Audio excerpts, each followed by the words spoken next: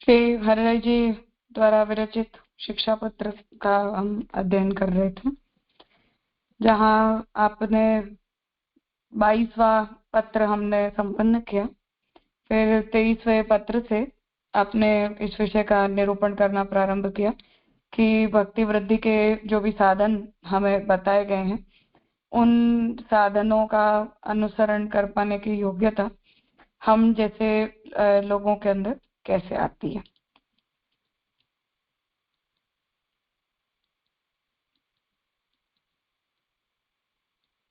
तो आपने 23वें पत्र का प्रारंभ जो है वो भक्ति मार्गीय साधनों का निरूपण करने हेतु किया, जिसमें पहले आपने ये बात बताई कि भगवान स्वामी के रूप में प्राप्त हो जाएं, उसके बाद भक्त को निश्चिंत हो जाना चाहिए। भगवान के स्वरूप की अलौकिकता का निरूपण द्वितीय कारिका से आपने किया कि भगवान में कर्तुम अकर्तुम अन्यथा कर्तुम हर प्रकार से भगवान सामर्थ्यवान है। और तीसरी कारिका में आपने ये बात कही कि भगवान जो है उनके प्रति समर्पित होने वालों के लिए महाप्रभु जी ये आज्ञा करते हैं कि जो भी जीव भगवान की शरणागति लेता है, भगवान उसकी लौकिक गति नहीं करते हैं। परंतु वहां ये प्रश्न उपस्थित हुआ कि हम जैसे लोग जो संसार के अंदर पूर्णतः आसक्त हो गए हैं, उनकी तो लौकिक गति होने की संभावना है ही। तो उसका फिर निरूपण निवृत्त करके अब आगे फिर चौथी कारिका से श्री महाप्रभु जी ने पुष्टि मार्गीय धर्म और ज्ञान मार्गीय धर्मों के बीच में भेद निरूपण किया। और फिर इस समरी इस कंक्लूजन के ऊपर आप आए कि श्री गोसाई जी और महाप्रभु जी की आज्ञा अनुसार हमें सभी चिंताओं को छोड़कर भगवान में अपने चित्त को लगाना चाहिए।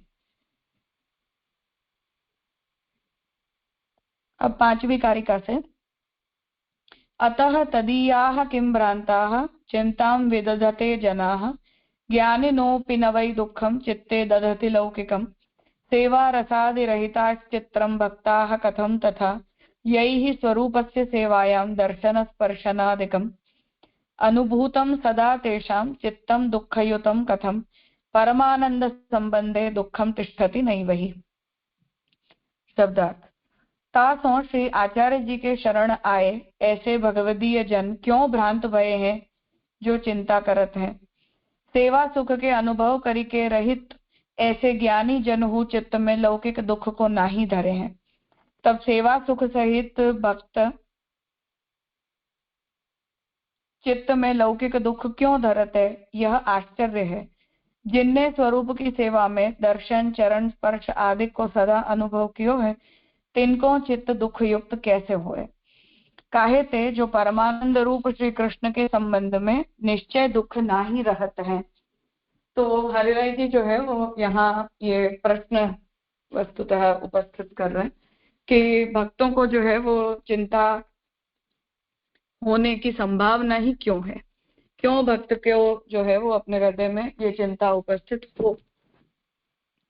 टीका में गोपेश्वर जी बता रहे हैं, ऐसे पुष्टिमार्गीय वैष्णव श्री आचार्य जी के सेवक तदीय भ्रांत हुए चित्त में क्यों परे हैं, चिंता में क्यों परे हैं।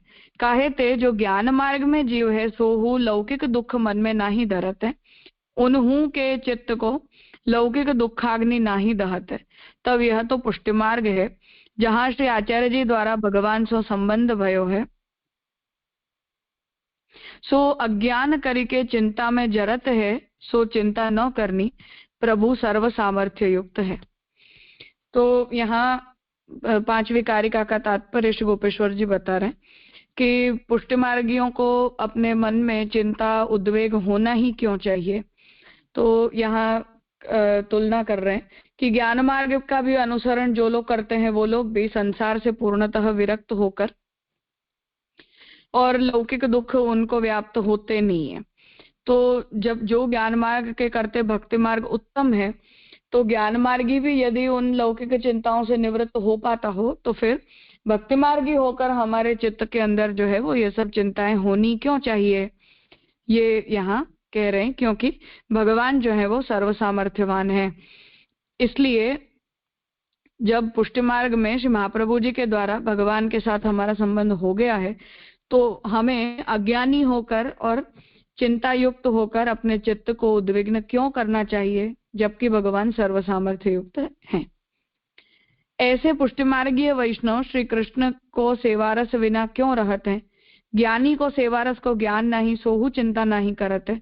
तो यह तो साक्षात श्री कृष्ण के स्वरूप की सेवा करते, दर्शन करते, चरण स्पर्श करते, तोहु चित्त में भगवद रस के अनुभव करी रहित क्यों रहते? ताते यह जाने हो जाते हैं, जो चिंता चित्त में भरी है, ताते रस को अनुभव नहीं होता। तो अब यहाँ ये तुलना कर रहे हैं कि जो वैष्णव नहीं है उन लोगों को, या ज्ञान मार्गीय हैं उन लोगों को तो अपने चित्त में चिंता उद्वेग होते हैं, और ऐसे चिंता उद्वेग से निवृत्त होकर ज्ञान मार्गी भी जो है वो उन सबसे पर हो जाता है। तो भक्ति मार्गी होकर और हमारे चित्त के अंदर ये व्यग्रताएं क्यों आती हैं? जबकि जो ज्ञान मार्गी है उन्हें तो भगवद रस का या भगवान के प्रति सामीप्य का कोई अनुभव भी नहीं है। तो वो लोग तो जो है वो सेवा रहित हैं। वो लोग तो यही समझते हैं कि भगवान तो हमसे बहुत दूर हैं, हमारा भगवान के साथ अभी तक तो कोई संपर्क ही नहीं हुआ है, फिर भी उनके चित्त में उद्वेग नहीं होता। जबकि हमें जो है वो तो साक्षात ही भगवान हमारे घर में विराजते हैं। निरंतर सेवा का आनंद, सेवा के सुख का अनुभव जो है वो हम करते ही हैं। भगवत भक्ति का, भगवत सेवा का हम पूर्णतः अनुभव भी करते हैं। फिर भी हमारे मन में तो वस्तुतः ज्ञान मार्गियों को जो चिंता नहीं है तो हमें तो नहीं होनी चाहिए, परंतु चित्त में भगवद रस का अनुभव हम इसलिए नहीं कर पा रहे हैं क्योंकि उस चित्त के अंदर संसार भरा हुआ है। तो सांसारिक चिंता और सांसारिक विचारों के कारण जब वो चित्त भरा हुआ होता है तो उस चित्त के भरे हुए होने के कारण उसी चित्त के द्वारा भगवद रस का अनुभव करने के लिए हम योग्य नहीं रह जाते हैं, क्योंकि वो चित्त खाली नहीं है, उस चित्त के अंदर संसार है। इसलिए ऐसे संसार वृत्ति से भरे हुए चित्त के द्वारा भगवत संबंध का अनुभव करने योग्य हम नहीं रहते हैं।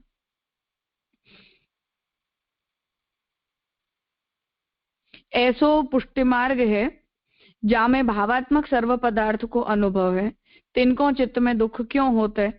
सो लौकिक चिंता ही ते अज्ञान करी दुखी है। भावात्मक रस को अनुभव नहीं होते और श्री कृष्ण परमानंद रूप फलात्मक को संबंध श्री आचार्य जी द्वारा भयो है। ऐसे निवेदनीय वैष्णव के हृदय में दुख कैसे ठहरते? सो अज्ञान करी लौकिक चिंताते दुखी होते।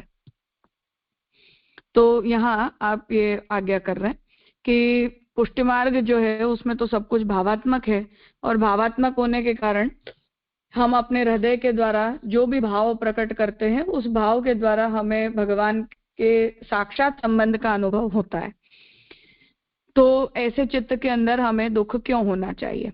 तो लौकिक चिंताओं के कारण ही, अज्ञानी होने के कारण हम दुखी होते हैं, और दुखी होने के कारण जो हमें प्राप्त है ऐसे भगवद रस का भी अनुभव करने के लिए हम योग्य नहीं रह जाते हैं। और श्री भगवान के साथ हमारा संबंध जो है वो तो श्री महाप्रभु जी के द्वारा हुआ है। इसलिए ऐसे निवेदनीय जो वैष्णव हैं जिन्होंने आत्मनिवेदन किया है उनको अपने हृदय में दुख होना ही क्यों चाहिए? तो अज्ञान के द्वारा लौकिक चिंताओं के कारण ही हम दुखी होते हैं, उनसे निवृत्त होने पर हमें भगवद रस का अनुभव होने लग जाता है। ये आज्ञा यहाँ हरिराय जी कर रहे हैं। पित्रादयस्तु सर्वेपि संबंधा दुख हेतवः, संबंधाय स्नेह हेतवः, दोनों पाठ अवेलेबल हैं इसलिए वैकल्पिक रूप से। बहिर्मुख जनस्येव बाहिर्मुख्यम ततस्त्यजेत शब्दार्थ। पिता स्त्री पुत्र आदिक सर्वहु बहिर्मुख जन को ही संबंध सो दुख के कारण रूप है, अथवा संबंध के लिए बहिर्मुख को अपने कारण रूप है, तासो बहिर्मुखता को त्याग करे। टीका। लौकिक में पिता है सो अपने पुत्र को सर्वस्व देते है, तासो प्रिय लगत है। तैसे स्त्री पुत्रादिक अपने लिए प्रिय लागत है, परंतु यह पुष्टि मार्ग में श्री कृष्ण को साक्षात संबंध भयो है, तहा सर्व वस्तु सिद्ध है। तो अज्ञान करी के चिंता करी पुत्रादिक सो लौकिक के अर्थ स्नेह करी बहिर्मुखता करते हैं। अपनो श्री कृष्ण सो भय भयो ऐसो संबंध विचारे तो बहिर्मुखता को त्याग होए। तो यहाँ आप ये आज्ञा कर रहे हैं कि लोक के अंदर हमें जो पिता है, पत्नी है, पुत्र है, ये सब क्यों अच्छे लगते हैं? क्योंकि उनके द्वारा हमें जो है वो भगवत संबंध का अनुभव होता है। सॉरी, उनके द्वारा हमारी इच्छाएं, हमारी कामनाएं जो है वो पूरी होती है। तो उससे हमारी कामनाएं जो है वो पूरी होती है, इसलिए वो हमें प्रिय लगते हैं। परंतु भगवान जो है वो हमें सब कुछ प्रदान करते हैं, भगवान के ही द्वारा पुष्टि मार्ग में हमारा संबंध हुआ है, फिर भी हम संसारिक संबंधों से जो कुछ भी हमें प्राप्त होता है वहां हम उसके सुख का अनुभव करते हैं, परंतु भगवान जो है उनके साथ हमारा साक्षात संबंध हुआ है, उस संबंध का अनुभव हमें नहीं होता है। इसलिए जो है वो लौकिक के लिए स्नेह के द्वारा हम जब संसार के प्रति लौटते हैं या संसार के प्रति जब हम आकर्षित हो जाते हैं तो उसके कारण हमारे अंदर बहिर्मुखता आती है, और ऐसा करने पर हम भगवान के साथ के अपने संबंध को रियलाइज नहीं कर पाते हैं।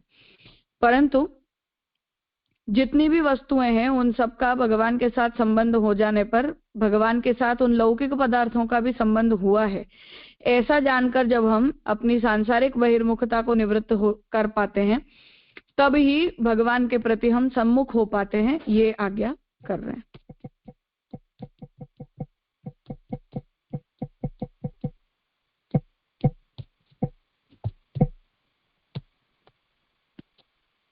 कुछ पूछना है?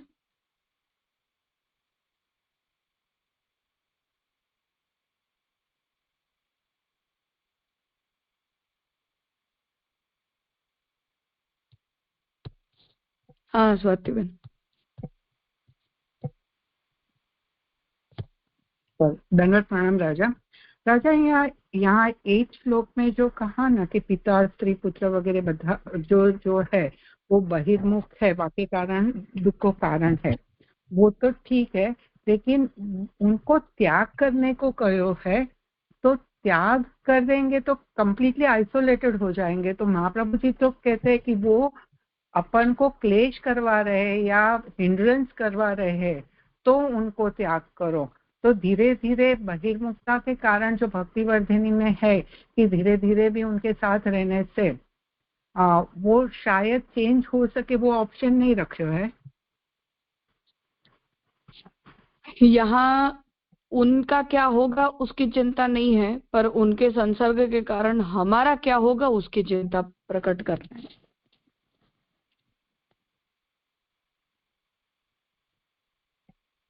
ओके जी। तो वो उनका भगवत संबंध होगा या नहीं ये तो भगवान की इच्छा की बात है। तो भगवान चाहेंगे तो होगा, नहीं चाहेंगे तो नहीं होगा। परंतु उनकी चिंता कर करके हम जो अपने अंदर बहिर्मुखता इनवाइट कर रहे हैं, हमारा क्या होगा ये हरिराय जी सोच रहे हैं। ओके।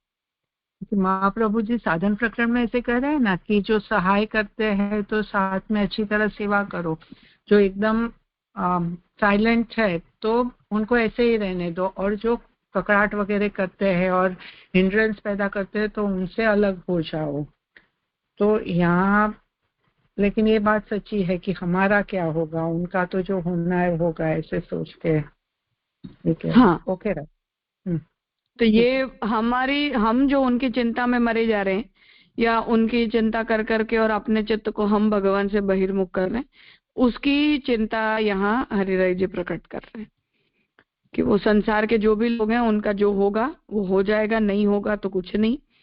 परंतु उनकी चिंता करते करते हमें अपने अंदर उस बहिर्मुखता का अतिरेक नहीं करवाना चाहिए। तो जो कुछ भी उनका अच्छा बुरा जो भी होना है हुआ तो ठीक है, नहीं हुआ तो कुछ नहीं है, पर हमें अपने चित्त को स्वस्थ करके और भगवान में लगाना चाहिए। उनकी चिंता करते करते अपने अंदर उस बहिर्मुखता को बढ़ाना नहीं चाहिए, ऐसा तात्पर्य है। हाँ प्रणाम राजा। वहाँ हमें ये महाप्रभु जी आश्वासन भी देते ना, सर्वेशम प्रभु संबंधो न प्रत्येकम इति स्थिति, वो भी समझ सकते हैं ना जो इनके प्रश्न में। हाँ हाँ बिल्कुल। पर यहाँ जो टोन है वो इस प्रकार का है कि घर परिवार की हमारे मन में जो भी चिंता है, उनके बारे में हमारे जो भी सोच विचार आदि हैं, उनका यहाँ क्या रिलेशन है। तो वो हरिराई जी मूलतः स्पष्ट करना चाह रहे हैं कि हम ऐसा सोचते रहते हैं हमारे बिना उनका क्या होगा, उनका ये बुरा हो गया, उनका ये अच्छा हो गया। तो ऐसी सब जो भी चिंताएं हमें भगवान से बहिर्मुख करती हैं, वो सभी जो चिंताएं हैं वो वस्तुतः त्यागने योग्य हैं, ऐसा कहना चाह रहे हैं।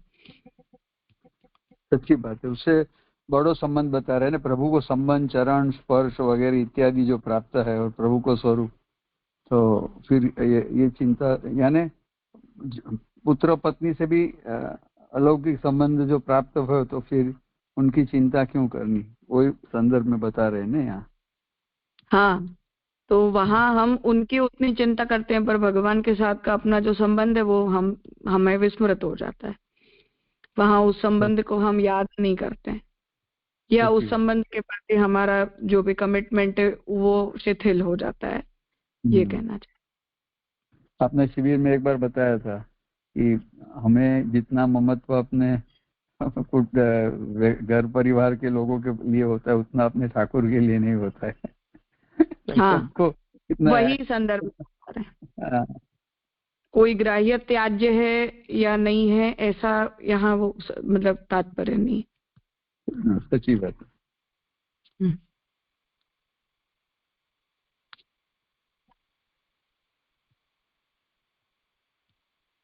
हाँ, दुष्यंत भाई। अजय दंडवत प्रणाम जी। 5वें श्लोक में जो आया अंतर बताया ज्ञान मार्गीय जीव और पुष्टि मार्गीय जीव, तो पुष्टि मार्गीय जीव का तो बता दिया कि आचार्य जी द्वारा भगवान संबंध हुआ है, तो उनके तो अज्ञान करके चिंता में जरूरत है, ये चिंता समझ में आ गई जैसे। पर ये ज्ञान मार्गीय में जीव तो ही लौकिक दुख मन में नहीं धरते हैं, ये कैसे समझना? ज्ञान मार्गीय जीव तो ही लौकिक दुख मन में नहीं धरते हैं। तो ज्ञान मार्गीय जो जीव होते हैं वो तो ब्रह्म का ध्यान करते हैं, इसलिए ब्रह्म का ध्यान करते करते वो इन सबसे परे हो जाते हैं, विरक्त स्वभाव के हो जाते हैं। तो विरक्त स्वभाव के होने के कारण स्वाभाविक ही उनको अपने मन में कोई लोक परिवार, घर परिवार संबंधी कोई चिंता होती नहीं है। यानी विरक्त इसका मेन कारण है इसका।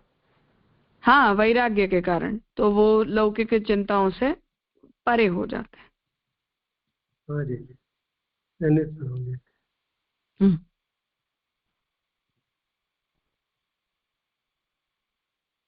भैया उनको ममता को फैक्टर ही नहीं रहता है ना। हाँ, अहंता ममता, अहंता तो थोड़ी जो ब्रह्म के तरफ जाने के लिए थोड़ी रहेगी ना। ममता तो completely the moment they leave the house Mamata चली जाएगी ना। हाँ,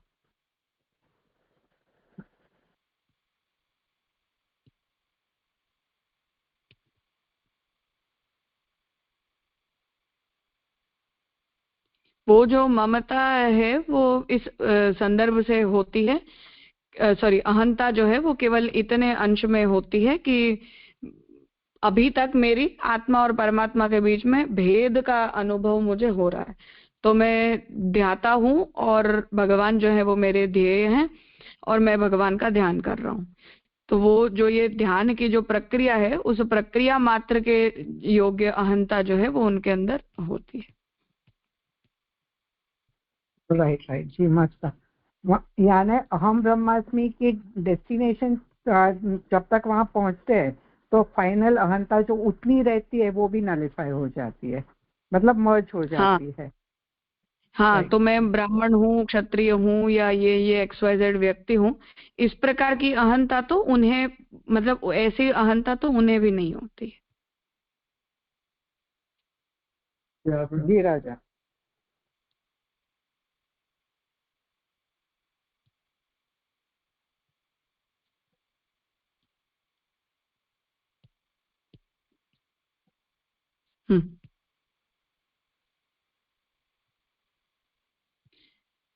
सॉरी, बहिर्मुख, ज्ञान मार्ग में, हाँ एक सेकंड बोलो। नहीं हाँ, बोलो। वो हाँ, ज्ञान मार्ग में भी वही अपन जो कहे कि गंधवत अविद्या जो, हाँ, पुष्टि मार्ग में, भक्ति मार्ग में, वही इस तरह ही आपने समझा है ना, ज्ञान मार्ग की प्रक्रिया में जो थोड़ी अहंता, हाँ, ब्राह्मण क्षत्रिय की नहीं है, पर आत्मा परमात्मा संबंध नहीं है। अब जब परमात्मा का अनुभव या परमात्मा का ब्रह्म का अनुभव हो गया तो फिर वो उनका जो भी साहित्य वगैरह अक्षर या जिस तरह होगा वो, तो वहां भी वही समझना होगा ना अपना। अपन महाप्रभु जो सिद्धांत समझा, मैं ये पूछ रही हूँ कि गंधवत अविद्या हमें भी जरूरी है भजन के लिए, भजनार्थ। हाँ, तो हमें तो उसकी आवश्यकता सेवार्थ होती है, इसलिए हमारी अहंता का स्वरूप अलग होता है। उन्हें जो अहंता का अनुभव हो रहा है वो अहंता इस इत्याकारक है ये। जी जी जी। हम्म।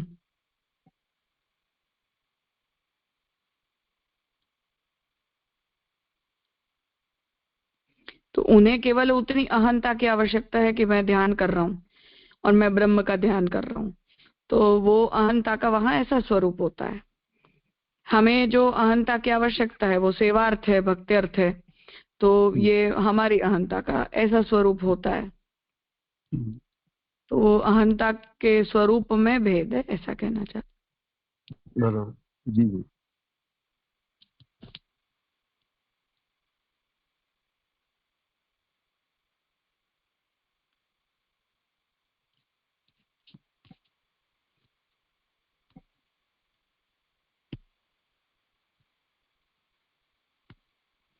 बहिर्मुखस्य बाधन्ते दोषादैहिकमानसः क्षीणधातोरिवार्तस्य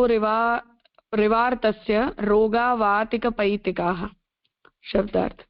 जैसे क्षीण धातु रोगी होए तिनको वायु के तथा पित्त के रोग बाधा करे, तैसे बहिर्मुख को देह संबंधी और मन संबंधी दोष बाधा करत है। टीका। वैष्णव को बहिर्मुख को संग बाधक है, संगते दैहिक दोष मानस दोष निश्चय ही आए लागे, सो दृष्टांत कहते। जो रोगी होए ताकि धातु क्षीण होए तिनको वायु पित्त सर्व आय ग्रसे, या भांति बहिर्मुख को संग होए तिनको सब दोष आए लगे। तो यहाँ बता रहे हैं कि वैष्णव को बहिर्मुखों से हमेशा दूर रहना चाहिए, खास करके हम जैसे लोग जो अभी तक भक्ति की अपरिपक्व अवस्था में है, भक्ति हमारी अभी तक दृढ़ नहीं हो पाई, तो अदृढ़ बीज भाव वालों को खास करके ऐसे लोगों से दूर रहना चाहिए, क्योंकि संग के कारण ही दैहिक दोष मानस दोष सब कुछ लगते हैं। तो शरीर से भी जो भी हमारे दोष हैं वो भी हमें जल्दी लगते हैं। हमारा मन भी चंचल है, अदृढ़ है, इसलिए मन से भी हमें जो भी दोष लगते हैं वो भी हमें जल्दी लग जाते हैं। तो उसके लिए यहाँ उदाहरण बता रहे हैं कि जो रोगी है उसकी धातु क्षीण है, अर्थात कि उसका शरीर जो है, उसकी जो शरीर की शक्ति है वो अभी कमजोर है, इसलिए वायु पित्त सब कुछ जो है वो उन्हें तुरंत हो जाता है। उसी प्रकार से हमारी भी जब भक्ति दृढ़ नहीं है, अदृढ़ बीज भाव वाले हम हैं, तो जितने भी दोष हैं संसार के वो सभी दोष हमें शीघ्र लगते हैं, जल्दी लगते हैं, उनका संसर्ग हमें जल्दी हो जाता है, इसलिए हमें उससे सावधान होकर रहना चाहिए। ये आज्ञा यहाँ कर रहे हैं।